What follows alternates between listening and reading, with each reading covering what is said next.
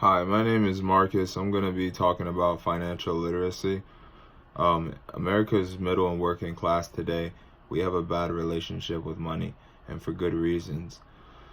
During the early 2000s, during the housing crisis, people were losing their homes by real estate investors and other rich people, and they were buying these homes for really cheap, and they were selling them for a really high profit. So it seems like it's unfair, and it leaves a lot of a bad taste in people's mouth when you talk about rich people being good. America is also a country that's built on Judeo-Christian values, so people are more likely to follow the word of God and follow faith rather than relying on finances to get them out of situations in case of an economic downturn. So I'm going to be talking about why financial literacy is important, and I'm going to be talking about could being spiritual in today's society be setting you up for failure.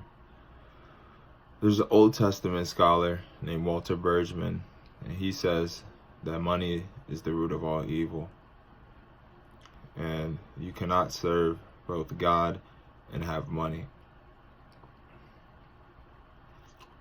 Well, Walter also believes that Walter also says that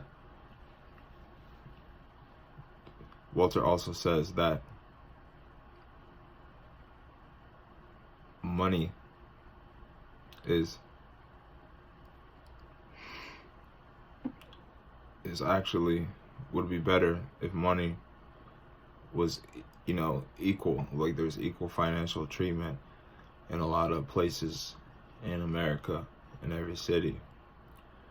And he has a point, because even in Maryland, if you look at how Maryland is, like somewhere like Montgomery County, where there's a lot of job opportunity, and Walter believed that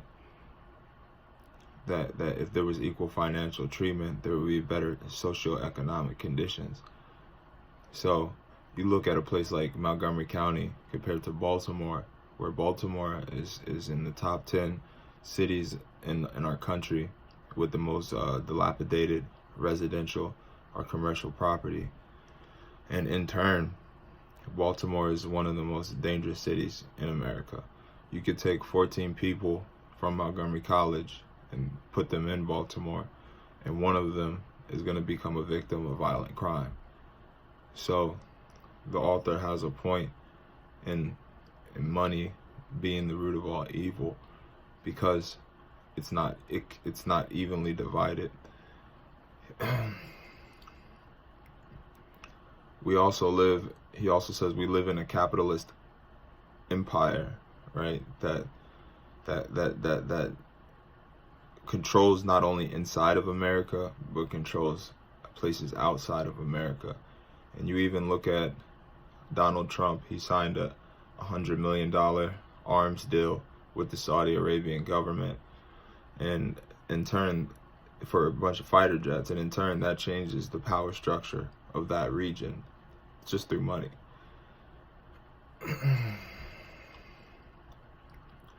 There was a guy named Karl Marx, and he has a famous Communist Manifesto, and he talks about the working class being the most valuable thing for a business, but he says that they don't get treated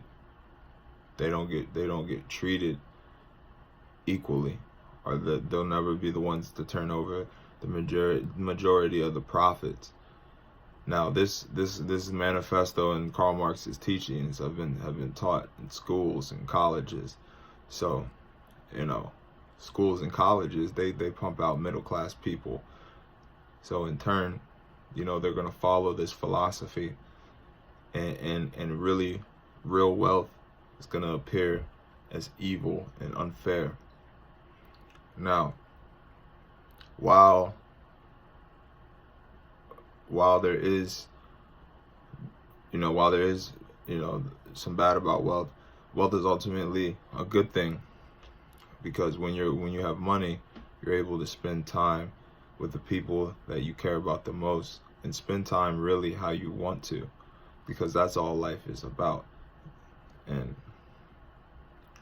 really, when you do become wealthy, it's because you provided a service or provided value to somebody.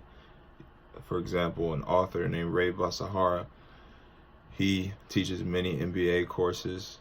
He wrote a book to teach people on financial literacy, and he's made hundreds of thousands of dollars, even millions, off of teaching people. So that even India's government said that financial literacy is an essential life skill. India has a lot of poor people, and even they're now starting to teach the poor how to manage finances through a program called the IEPF.